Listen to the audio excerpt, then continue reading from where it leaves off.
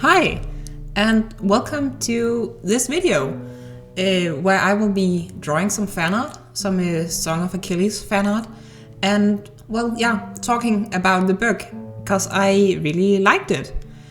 Now, of course, I'm doing a drawing of Achilles and Patroclus. I think they deserve to chill out, because they have had a long time, a long day that lasted many years. So that's what you'll be seeing me doing here. You'll be seeing me struggle here with Achilles' face for very long. But I did really like the book. It was a book that sat with me for a long time after I had finished it and returned it. It would have been way easier to make this video if I still had it. Unfortunately, I'm an idiot, and the main thing that motivates me to read is the emails from the library that tells me to return the books in 3 days. So I had to sit down and just cram through the book, which so that means I didn't have it anymore, unfortunately. But it was sort of strange. It was a bit of a strange read. It was strange writing, and I had to get used to that, I think, so it took me a while to get into it. But then I did really, really get into it. I did really like it, and it actually even took until after I had finished it before I really, really liked it. It just had to sit with me for a bit, which it sure did.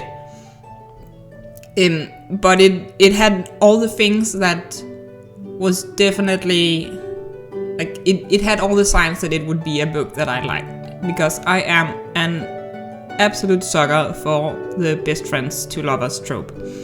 I just think it's so great. This whole they don't really know, like, they obviously love each other, but is it romantic? Is it just platonic? What's the whole deal here? And here we also have the added pressure of one of them having a literal god for a mom who absolutely did not like Patroclus, which made everything just so much more complicated.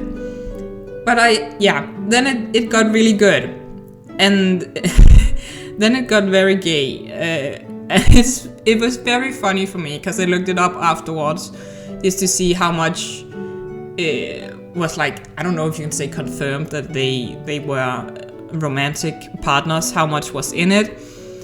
And people have been arguing over that for just so long, and it was so funny, because this is exactly the same way that people argue about whether like BBC Sherlock is gay on the internet today. This is just a very ancient classical piece of literature.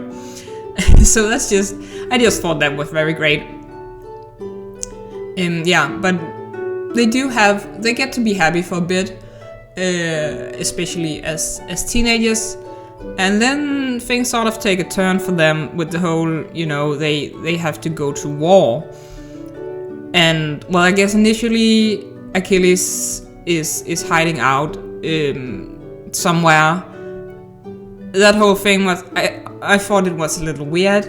It was one thing that Achilles had to sleep with her, that girl.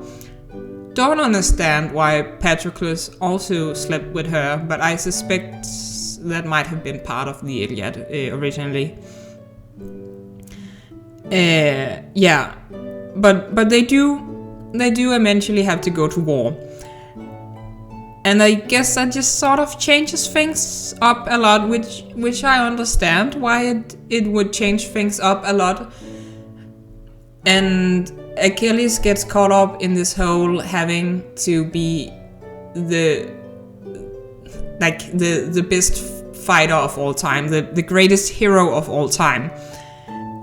And now I'm not part Greek god, which I guess is why I have a hard time getting into this whole mindset. But it is like, if you have grown up and this is everything that you have ever been told that you will ever be, this is the only thing that matters, then I guess I see why it becomes a huge part of your life.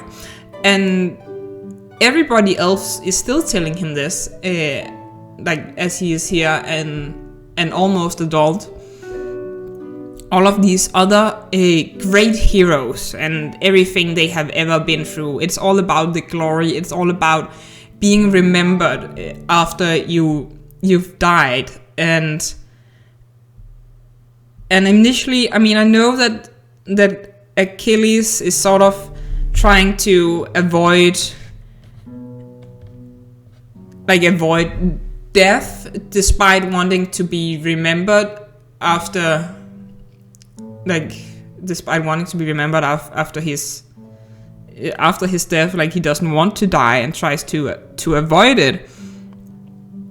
But it becomes a very tense situation, because Achilles just becomes sort of like a dick. He becomes really war hungry and stops seeing like the enemies aren't people, and it gets to a point where their own soldiers are barely people, and Patroclus is way more human, and you know, working in the medicine tent and just has an entirely different view on this whole war, which it makes for a lot of clashes in their personality. Like they've just evolved into these two very, very different directions. And yeah, in that sense, like Briseis is very correct when she says that in fact Patroclus is the greatest hero here. I can see now that I'm starting to draw the blankets. So yeah, have fun watching me struggle with drawing folds for a very, very long time. Because that is just, that was hard, making that look just sort of good. But then with the relationship, it gets sort of to a point, and we're going into slight spoiler territory here, I guess. But so spoiler warning if you haven't read this book. I'll make sure that I've timestamped it so you can skip over this part. But so the whole relationship tension, it makes sense to why it ends up this way that it does. And I have not read the Iliad, so I did not know where this was going. I actually had a course in high school in ancient history, where we read some of the Iliad, and I think we read some of the Odyssey, the Odyssey, and I was just not into it. I was just really, really not into it, and I remember nothing from it at all. So I had no idea how this would end. Like, I had no idea that this, I guess it's just this pride that was in Achilles this whole time, and then suddenly he doesn't. I mean, it is his pride that is the issue, with him not wanting to go to war while the war is still happening. He's the only one who can enter this war, and he refuses to do it. So the moment Patroclus puts on the suit, and just the pride that takes over is in the it's in the armor. And yeah, so I was very angry when he then died, and I'm very angry at Achilles, and I hope Achilles is very angry at himself. I mean, he was that he let it come to this point where he literally had to have Patroclus' dead body in his arms before he realized that he was a fucking idiot. And it's not even because he realizes that fully. It's more of this thing with, okay, like, this is the end of it. This is the end for me. This is the end for everybody. I don't care about literally anybody else, because, like, the only person that I truly love is fucking dead. So that was very, very heart-wrenching. And yeah, I only think it became more heartbreaking. The whole thing with that the ashes were mixed up, but they couldn't have Patroclus' name on it. They didn't want to like dishonor Achilles or whatever their whole reasoning for it was. So I think that was very touching. Like at the end, that it is Achilles' mom who just puts it in for him, for them to finally be happy in the afterlife. So yeah, this whole thing, like, I guess this whole thing has been a story about pride for a lot of people, for both, like, for Achilles, especially for Achilles, for his mom as well, and for literally everybody else. Like, what is this story about what matters the most to you? And that is a thing that is very hard to take, to talk about, or not to figure out. I'm running out of time here. One thing I do wanna say though is they don't mention the heel at all. It's almost mentioned one, and like it was one of my favorite lines in this. It's just, okay, so we are not. Like it's just this this almost saying it.